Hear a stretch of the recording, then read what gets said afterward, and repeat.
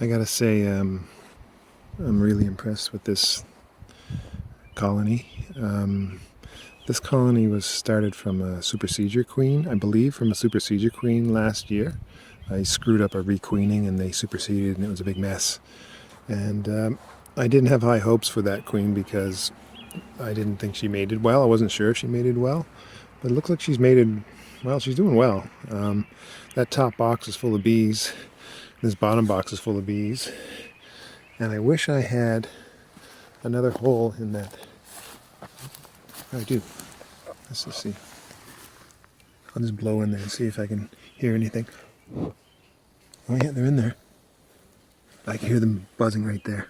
So they could smell me breathing on them. So they're probably still just in the top two boxes. And it's always pleasing when things go well because in this particular climate, the bees really do struggle. It's not their natural climate, being on an island in the middle of the North Atlantic Ocean next to the Labrador Current where it's absolutely freezing and cold, damp, and miserable most of the time. And I'm really pleased with it. I'm just so happy when things work out well. I wish we had some warm weather. I still haven't had enough warm weather to do a full hive inspection, but I'm really looking forward to that. The weather forecast is garbage again, so it's too bad. I had a open feeder out for them, but now it's just so cold that they can't even feed on that. So we'll just see what happens. This queen too is just on fire. Always was, and I've got another queen in another location where I opened up the top box, and I found in the medium box I found, I don't know, 4 or 5 frames of cap brood, old cap brood. So she's been laying for a while, and it's just a beautiful thing to see. And these ones, see this drilling the holes in the supers it is a nice way to just see where the cluster is. But if you happen to get it into the side of it only works if the hole is in between the two frames. Like because right now there's a frame going straight down the middle of this instead of the space there between them. You know what I'm saying? And this here, I think this one you can actually see. If I can just get this freaking cork out. There it is. Oh no, that one's the same deal. So I think the reason that is the way it is, it's because I'm using 9 frames instead of 10 frames in this box, so they're spaced differently. But I think if it was 10, you'd have 5 here and 5 here and a gap right down the middle, and you'd be able to see it. And I tested out that 9 frame brood box method last summer for the first time, and it kind of worked and it kind of didn't work. What it does is it gives the bees extra space to just hang out and it aids in a little bit of ventilation and convection, and it's all good. And it makes it a lot easier, mainly to inspect the hives because there's lots of space on the edges, so you don't have to jam the frames in. It's really easy to move the frames around. But the only thing is that the bees, some of them will fill in that extra space on the sides. And I had one colony, I think it was this one, and they did that right away. And I think they might still be 9 frames. I can't remember now. So if they're filling in that gaps they fill in the gap with the extra comb. It's just a big mess. So I'm not going to do that.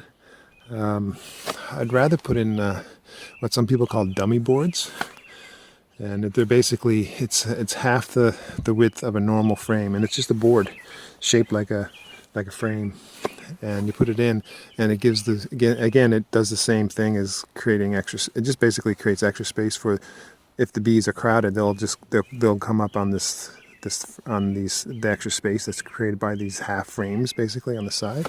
It also aids in ventilation, so it's supposed to possibly prevent swarming. I love these birds. I think those are robins that are singing. And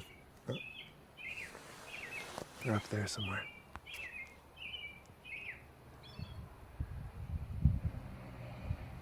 Here it comes. Yeah, anyway, the most of these hives look like they're in pretty good shape. Or the colonies living in these hives are in pretty good shape. This one It's definitely not as good. But it doesn't, maybe not. It's hard to say. Sometimes you just can't tell. But the top box is completely full of bees. But I don't think there's anything at all on the bottom. I think they're just 10 frames packed with bees. And they've had a lot of honey and they're eating through their honey. So it's okay, but they're just definitely not foraging as much as the other ones. But it could just be the queen. The queen, some queens, depending on the genetics, won't really get into a good laying pattern until natural pollen and nectar is coming in. And right now it's May 6th, and we don't have much nectar or pollen coming in yet.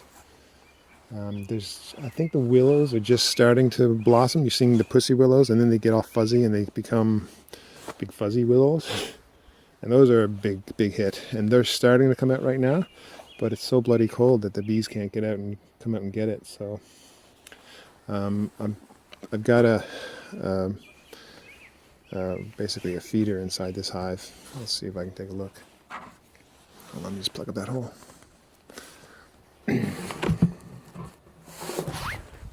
There's the feeder. And it's empty right now. I gotta mix some syrup. And you just put that in there, and here, I'll show you. And see, there are the bees down there. Getting close here. So there are the bees hanging out. And this feeder, you fill it up with syrup. Fill the whole thing up with syrup. And see the bees are down there.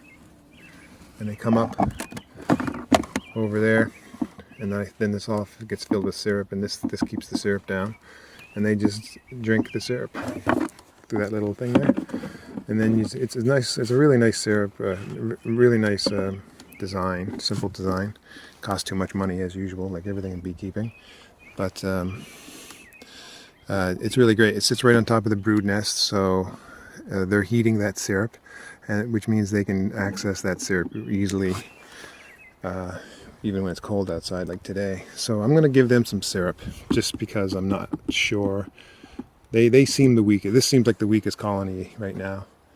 And I'd love to see how the rest of them are doing, because sometimes they look good from the outside. You see tons of foragers and all kinds of good things happening. And then you dig in and there's hardly any bees, right? You can't always tell just by the number of bees that are foraging. I'm not exactly sure why that is. I just think it might have to do with just the way the queen lays, and there's just the ratio of foragers, the foragers are just the older bees, right?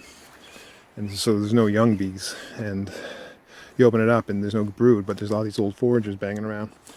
I don't know. There's so many permutations to this stuff that it's just, you can go nuts trying to figure it out. But anyway, it's cold today. I was really hoping for some warm weather so I could dig into these hives. I like to dig into them as soon as I can in the spring, just so that I can assess the strength of each colony. And when I go on with the rest of the season, I know the strength of the colony and how well it's growing by using that baseline that I got when I did my first hive inspection. And for me, a hive inspection the first hive inspection involves tearing everything to pieces, rebuilding the hive, and reducing it down to a smaller space so that they can concentrate their efforts on a smaller space. They get demoralized when you give them too much space to work on, but if you give them a concentrated amount of space, they'll work on it faster, and they'll get more work done. You see these guys are up there. Whoops. Hold on. There you go. Whoop. And these bees are always slightly defensive in this particular location. I think it's because they're under a tree and the water drips on them and bangs on them and just keeps them slightly more agitated. This white paint that I painted, it's finger paint. I put it there by this entrance because bees recognize contrasts better than just subtle colors. You can paint your hive, like, say, a variety of different colors, but it's just the more contrast you create, the more the bees are likely to recognize it. I mean, the bees will home in on their spot anyway. Even if I I didn't put that white thing on there, that white paint on there, but because I paint my hives black, this probably looks black to them. There's no real distinctive features, but still they'll recognize the chips in the paint. They'll recognize this. They'll recognize other landmarks on their way to the hive, so that when they come in right to that very, within an inch of their entrance. They know where it is. They get very homed in, very specifically. And so that's what I've done with all of my hives. I just had some extra white paint, and I just put white paint around the holes, and I put some on that one, and this one has a top entrance, so I put an X instead of giving it a V, because they can get confused. If these hives looked exactly the same, they do drift from one hive to another, which isn't the end of the world. Anyway, that's all I'm doing right now. And this is